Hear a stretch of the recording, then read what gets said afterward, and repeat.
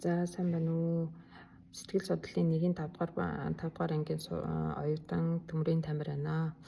За миний өнөөдрийн сэдэв бол Галилеийн үзэл санаа гэдэг сэдэв байгаа. За тэгэхээр Галилей бол 1564 онд Итали улсад төрсөн. Италийн эмч мэрэгчлэр сурж исэн хэдий боловч математикч, физикч, одоо орон судлаач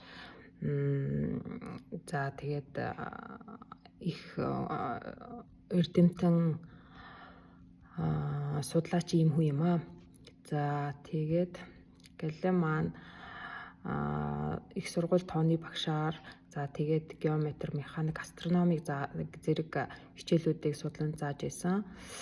За Галилеийн гол үзэл санаа бол тухайн үеийн уламжлалт одоо католик сүмийн сургаалыг зөрчилдөөнийг католик сүмийн сургаалтай зөрчилдөж байсан.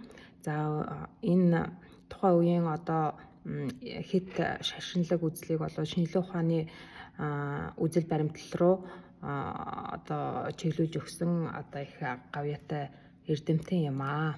За нэг талаас гол үзэл баримтлал нь ерөнхийдөө 4 хэсэгт хуваагддаг бол нэг талаас нэгдүгээр үзэл баримтлал нь юу гэсэн бэ гэвэл нар төвтэй ертөнцийн загварыг бий болгосон.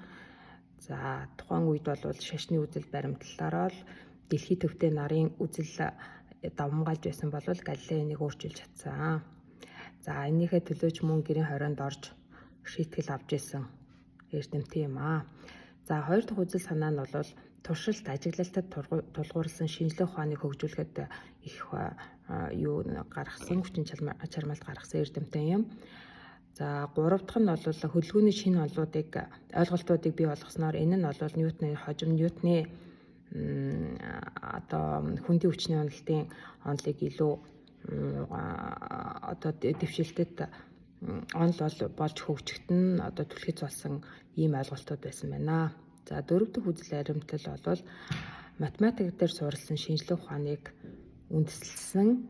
За эдгээр үзэл баримтлалууд нь одоо хойштын шинжлэх ухааны үндэс тулгуурыг бий болгосон ийм эрдэмтэн юм аа.